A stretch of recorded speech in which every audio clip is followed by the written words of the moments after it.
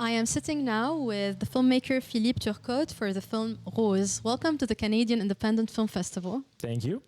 Well, in our chit chat behind the camera, you told me that's your first time interacting with an audience. So let's start from there. How was it? Oh, it was a lot of fun. I think I really like when the audience is open to any genre of movies, either drama or thriller, etc. And people ask great questions after all, so it was a lot of fun. Okay, that's it's very interesting to see our film come to life. It's very interesting not only to see it on the editing process, but on the big screen with like an audience and the reaction to the film. You're an artist. You're a musician also, and you did your own film score. So let's talk about this. How well does it take a bit from the creative process of the filmmaker to be also the music composer of the film? I would say everything comes together when when I watch a movie. I watch every details of a movies, but I also like to listen to the music. Music is extremely important to me, and I truly believe that music is there for the movie. It doesn't replace the actors. It doesn't replace the script, but it's certainly key to a great movie. And I would say that if you could see a scene and change the music and put other music in it, and it would change completely the scene.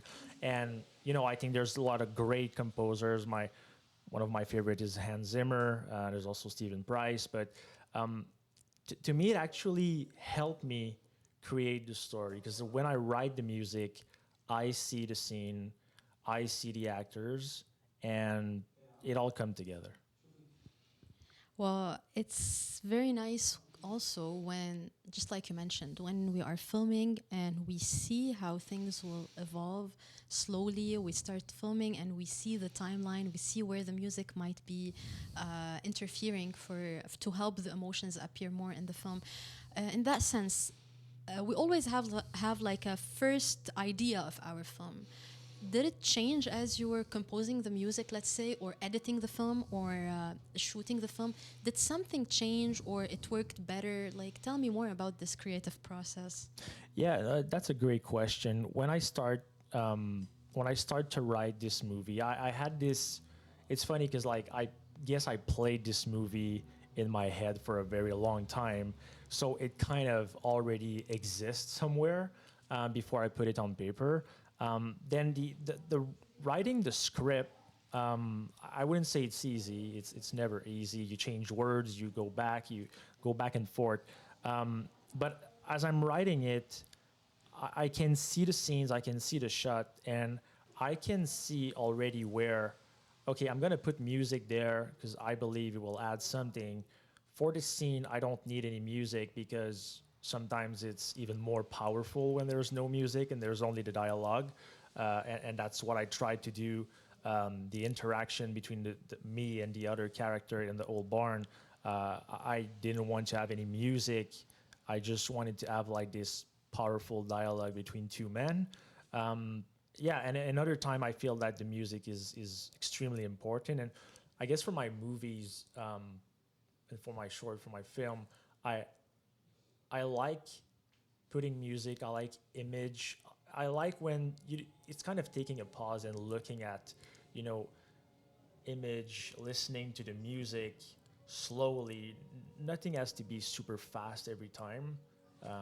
And I like when you think about a movie several times, and I can name a lot of movies where, I watch them again and again, and I think about the quote and I think about the actors, and it's, that's what art is all about. I feel that, when you're open as an audience, you listen to, you watch the movie, it's, yeah, when you think about it again and again, it just changed everything, I feel.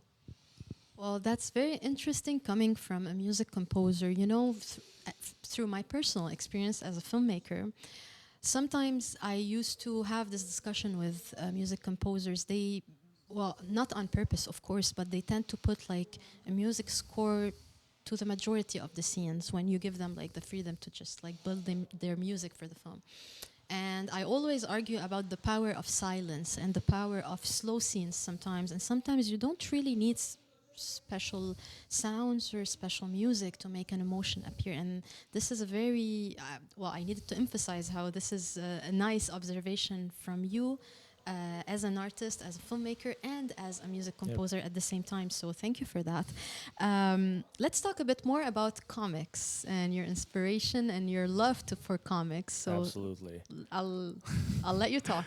Yeah, no, absolutely. I think I'm as you mentioned, I'm a huge fan of superhero. I know there's two worlds. I'm more on the DC comic side. Huge fan of Superman and the whole Trinity with Batman and Wonder Woman. But I don't see the superheroes as for kids or anything. I think there's a lot to learn about this universe, about this world. Yes, of course, there's like the first degree where you fight evil and you want to save the world, etc. But there's a lot of analysis made on let's pick Superman because he's my favorite superhero. But what if someone comes to hurt and he's so different than us? And how do you act? How do you react? How do you live with someone with all these superpowers? So yeah, it kind of take a lot of places in my life, but I do like it, and I feel as well that I like epic movies and movies where you can think about several times, as I said earlier. But yeah, superhero movies and comics in general are very close to me. Uh, if superhero characters are close to you, what do you think of the characters that they call anti-hero, such as the Joker, let's say? Um, I just want to hear not your moral opinion about it, but do you see yourself working on such characters in the future? I would, I absolutely would, and I think sometimes people can think like, well, there might be a valid reason if the person acted this way versus this way, and that's actually, if you think about my movie Rose, where I was based on a quote of Joseph Campbell, where we say all the hells, all the heavens, and all the gods are within you. It kind of a bit related to the superhero because it feels like, okay, well, you have everything in you. Like you have hell, you have heaven, and you can also be a god if you want. It's just the way you want to react based on what's happening in your life. And in my movie, I was trying to have one character based on, okay, this person will be hell, this person will be heaven, etc. But if you're the person representing hell, for example, I want the audience to ask the question, well, is that okay what he did? But was there a valid reason why he acted upon this way? What if it was me? What if I was in his place, I was in his shoes, and I had to react of what happened to him? Like it's nothing is really black or white in life. Sometimes there's gray, sometimes there's nuances, and I want to play with that because that's where I think the fun is, because it makes you think. It's not super easy to say like, yeah, okay, well, he act this way, so of course it's normal, or it's not, or it's bad, it's evil, sure. But there might be other degrees to think about, and yeah, there might be other reason that he did it and or whatever. But Oh, that's very interesting, to be honest. It's very deep. It shows how much you thought about your script, especially that it starts from this phrase from Joseph Gambo. You said something during the Q&A, and you repeated it here, which is you want people to see the film many times and conclude stuff from these many views, let's say. Well, I want to ask you this question. Did you watch your film many times, and have you seen it in a different way each time? Because it's always easy to talk about the audience, but I'm is. really drawn into the Yeah. filmmaker's background. I'm probably my biggest fan, unfortunately. I I know it doesn't sound humble. I like my music, I like my movies. But yes, I did watch Rose. I mean, yes, as part of the editing, of course, but like when everything was done, I watch it like, 1,000 times, and, keep thinking about, okay, well, what about this sentence? What does it mean?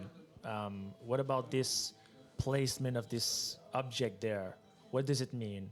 And I think nothing is perfect. Absolutely not. I'm proud of what I did. Um, as I said, it's a learning journey.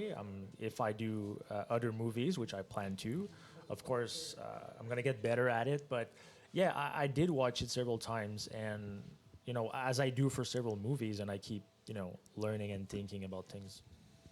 Thank you very much for this lovely conversation. It's very nice to talk about your inspirations, and I was very excited for this talk because of the Joseph Gamble phrase. I welcome you again in the Canadian Independent Film Festival, and we're happy to have you. Thank you very much, Philippe Turcotte, for the film Rose. Thank you. It was my pleasure.